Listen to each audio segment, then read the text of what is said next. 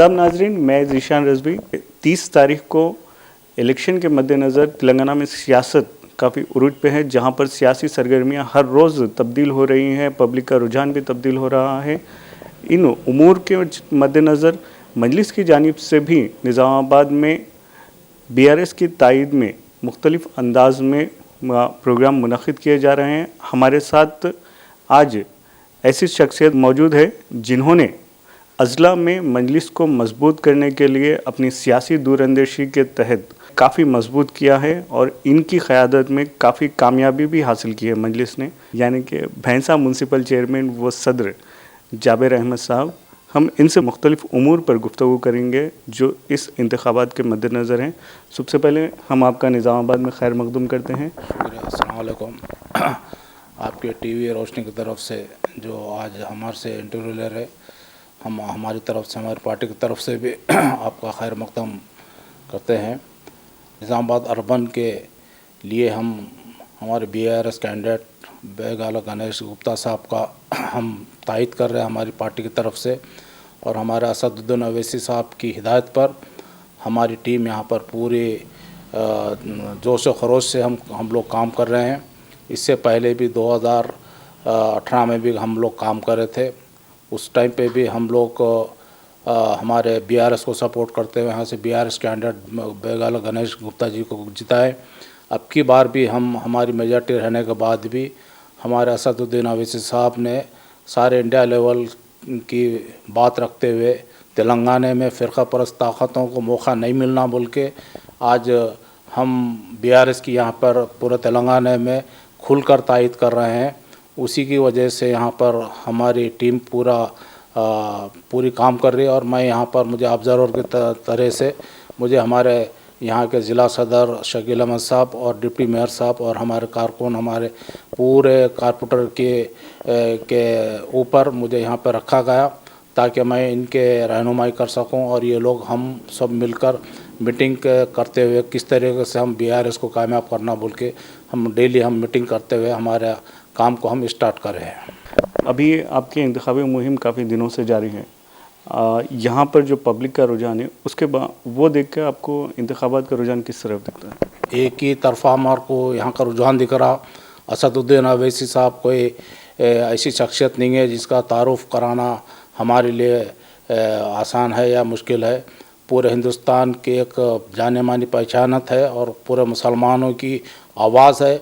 असदुद्दीन अवैसी साहब की आवाज़ पर यहाँ के लोग मुसलमान इससे पहले भी जिसको भी हम तायद करें, हमारे जमात तायद करे, उसको वोट डाले। अब की बार भी जो है ना असदुद्दीन अवैसी साहब की आवाज़ पर लब्बैक कहते हुए हम लोग यहाँ पर बेगाला गणेश और बीआरएस के उम्मीदवार को कामयाब बनाने के लिए हम हमारी मुहिम को शुरू कर रहे हैं। जिस तरह साबिक़ में इंतखाबात हुए यहाँ पर अज़ला में बीजेपी का एक बार एमएलए में जीता है और एमपी भी हाल ही में जीता है, तो इस बार इंतखाबात में क्या ये रोल अदा करेगा कि कोई फिर से बीजेपी एमएलए जीतेगा? देखिए, अभी बीजेपी एमएलए जीतना तो बहुत दूर की बात है। बात जगह पे थोड़ा बहुत फाइट ज़रूर है, मगर हमारे जमात की हिकमत अमली यही है कि बीजेपी को हम दूर रखें। और ये देखने को आपको हर जगह ने मैं 3-4 मिसाल देता हूँ। बीजेपी और कांग्रेस मिलकर ये इलेक्शन लड़ रही है। ये इसकी भंग हमारे असदुद्दीन अवैसी साहब को पहले ही मिल चुकी थी। उसी वजह से हमारे यहाँ पे मेजॉरिटी रहने के बाद भी हमारे असदुद्दीन अवैसी साहब ने यहाँ पर बीआरएस की तायद किए हैं और उसका नतीजा ये आप लोग देख रहे हैं। जैसा कि आप हमारे मुधोल में है, मुधोल में कांग्रेस का कोई कैंडिडेट नहीं है, निर्मल में कोई कैंडिडेट नहीं है और हमारे करीमनगर में कोई कैंडिडेट नहीं है कांग्रेस का। और आपका करीमनगर के कैंडिडेट जो है हमारे बंडी संजय साहब बीजेपी के, उनकी बाइक के पीछे हमारे कांग्रेस का कैंडिडेट वहाँ पर फिर रहा है। आप लोग को आपके खुद यूट्यूब पे और चैनलों पे वायरल हुआ वो, आप खुद देखिए। फिर हमारे मुधोल में जो है ना कांग्रेस का कैंडिडेट ही नहीं है। पूरी कैंपेनिंग जो है ना हमारे बीजेपी वाले जो है ना कांग्रेस के डम्मी कैंडिडेट को पैसे दे के खाली मुस्लिम वोट्स को डाइवर्ट करने के लिए पूरी मुहिम चला रहे। मुधोल में भी और निर्मल में भी जो है ना नया कैंडिडेट है कांग्रेस का, कोई वजूद नहीं है उनका, कोई झंडा पकड़ने वाले भी विलेजेस में नहीं है, और हमारे मुधोल भैंसे में भी कोई भी नहीं है, और निर्मल में भी कोई भी नहीं है।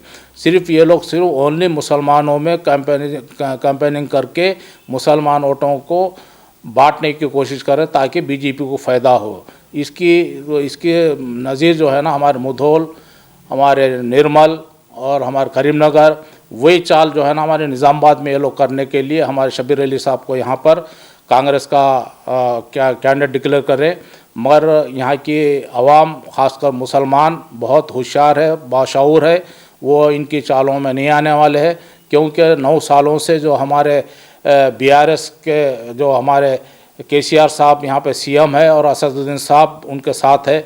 हम सब मिलकर हमारे तेलंगाना रियासत को अमन का गहवारा बनाते हुए हम यहाँ पे अमन और शांति से 10 साल से हम यहाँ पर हमारी टीआरएस गवर्नमेंट चला रही है, वो आप लोगों के सामने है। और कई एक ऐसे स्कीमात है जो बीआरएस की स्कीमात है, उसमें हमारे मुसलमानों के लिए भी टिम्बरेस जो स्कूल्स है जिसमें 7,000 या 14,000 के करीब बच्चे पढ़ रहे, हर डिस्ट्रिक्ट में, हर अर्बन में उसका फ़ायदा मुसलमानों को पहुंच रहा। ये हमारी नुमाइंदगी पे हुआ। जैसा कि पहले 60,000 75,000 रुपये शादी मुबारक के मिलते थे, अकबरुद्दीन अवैसी साहब की असम्बली में तवज्जो दहानी के बाद जो है ना 1 लाख रुपये हुए। अब इसको बढ़ाकर 1,60,000 भी करने वाले हैं।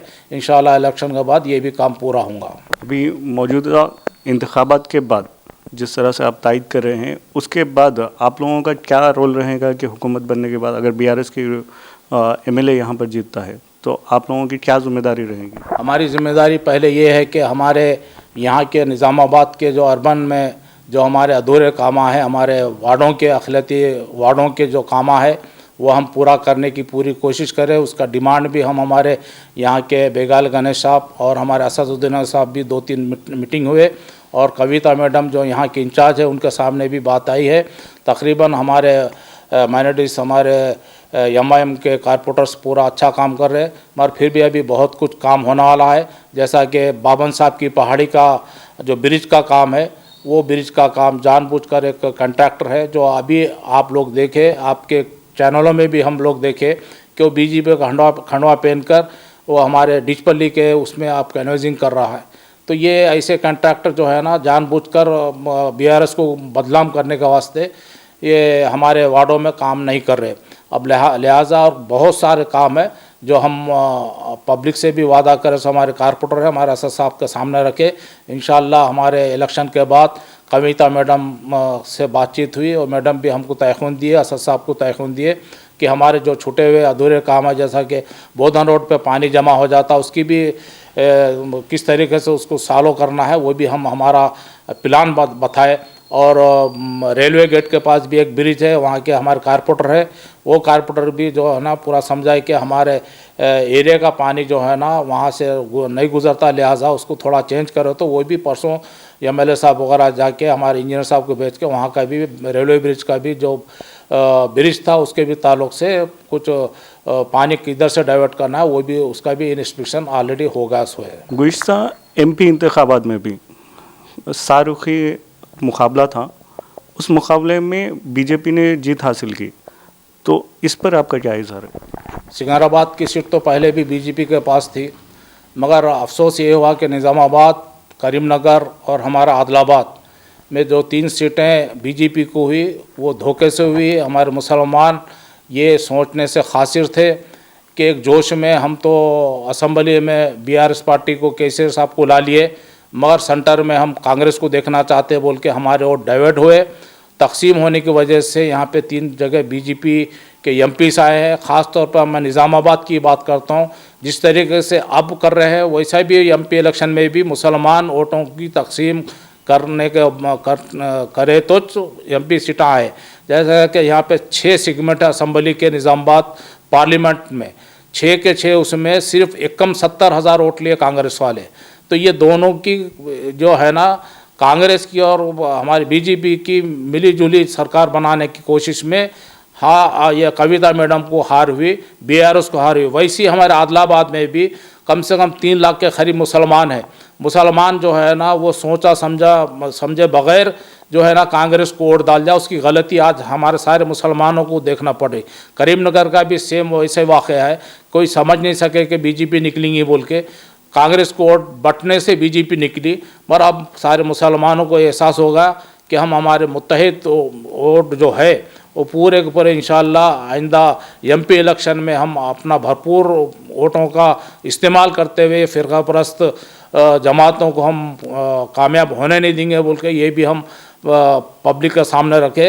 इससे पहले के जो एमपी इलेक्शन में गलती हुई और इंशाअल्लाह ताला अब की बार हम हमारी जमात की तरफ से ये पूरी भरपूर कोशिश करेंगे कि हमारे वोट तकसीम ना हो और बीजेपी को इसका फ़ायदा हो। मौजूदा इंतखाबात के मौके पर खुसूसी मुस्लिम वोटर्स को क्या मैसेज देना चाहिए? मुसलमान वोटों से हम यही मैसेज देंगे कि ये पार्टी जीतने वाली नहीं है, सिर्फ मुसलमान के नाम पे वोट लेने के वास्ते इन आए हैं कि अगर वोट तकसीम हुई तो बीजेपी का यकीनन इसको फ़ायदा होगा। और जैसा ताहिर बिन हमदान यहाँ के शहरी थे, यहाँ के उम्मीदवार थे, उनको भी जितने वोट मिले उससे भी कम वोट यहाँ पे हमारे शबीर अली साहब को मिलेंगा। और हम निज़ामाबाद के मुसलमानों से दर्दमंदाना अपील करते हैं, और मैं यहाँ पर कम से कम 8 दिन से मैं यहाँ पर ठहरा हूँ। आप लोगों के से मैं अपील करता हूँ, हमारे असद साहब जो दूर अंदेशे से काम लिए, जो फ़ैसला लिए है, आप मुझे उम्मीद है कि मेरे सदर साहब की आप हमेशा यहाँ पे लाज रखें। अल्लाह ताला की का शुक्र है जो यहाँ के मुसलमान जो है ना हमारे मजलिस के कारपोरेटर्स को 2014 में भी वही 16 लाए। 16 लाने के बाद हम डिप्टी मेयर लिए और एक काप्शन मेंबर लिए। मज़ीद हमारे को और ताकत देते हुए जो है ना 16 कारपोरेटर को हमको बरकरार रखे हमारी जमात को। उसके बावजूद हम 2 काप्शन मेंबर लिए और एक डिप्टी मेयर लिए। तो मैं बहुत बहुत शुक्रगुजार हूँ मेरी जमात के तरफ से हमारे निज़ामाबाद के मुसलमानों का। और बहुत बड़ा अच्छा जज्बा है, जैसा कि भैंसे के मुसलमानों में जज्बा है वैसे हम निज़ामाबाद के मुसलमानों में हमदर्दी देखता हूँ और जज्बा देखता हूँ कि मुझे यकीन है कि हमारे कम से कम 80 से 85% वोट हमारे बेगाला गणेश को पड़ेंगे, यहाँ पे BRS को पड़ेंगे असद साहब की अपील पर। और मैं उम्मीद रखता हूँ और मैं यकीन दिलाता हूँ कि आप कोई भी होने दो, आपके दरमियान जो हमारे कारपोरेटर रहते, जमात रहती, चाहे वो कोरोना का रहने दो, लॉकडाउन का रहने दो, हमेशा 24 घंटे हमारे लोग आप लोगों की खिदमत करें। आप लोग देखे हैं वैसी खिदमत हम 24 घंटे मजलिस करके आपका वोट मांगने का हमारे में थोड़ा जज्बा आता है। और लिहाजा मैं ख्वाहिश करता हूँ कि असद साहब की अपील पर ज़्यादा से ज़्यादा वोट दिलाकर ये महसूस होना उनको कि मुसलमानों वोटों की तरफ से यहाँ पे BRS कामयाब हुआ बोल के, ये मैं उम्मीद रखना चाहता हूँ हमारे निज़ामाबाद के मुसलमानों से। ये थे रियासत तेलंगाना के सीनियर सियासी तजुर्बेकार जिन्होंने अजला में मजलिस के लिए और मुस्लिम क़यादत के लिए एक ज़माने से कोशिश करते आए हैं। कई बार जेल को गए हैं, कई सोबतें बर्दाश्त की हैं, जिसके बाद इन्होंने ये तजुर्बे के ज़रिए आज निज़ामाबाद की आवाम को बाशऊर कर रहे हैं। इन्होंने यही कहा है कि मजलिस हमेशा से अक़लियतों की फ़लाह व बहबूद और उनको महफूज रखने के लिए इक़दाम करती हैं, और BRS को तायद करने का मकसद भी यही है कि रियासत में अमन व अमान और तरक्की के लिए उन्होंने मजलिस ख़ुद ने गारंटी ली है कि वो हुकूमत से अक़लियतों के हुकूक़ के लिए लड़ेंगे। इसी के साथ मैं ज़ीशान रज़वी आपसे इजाज़त चाहता हूँ। अल्लाह हाफ़िज़।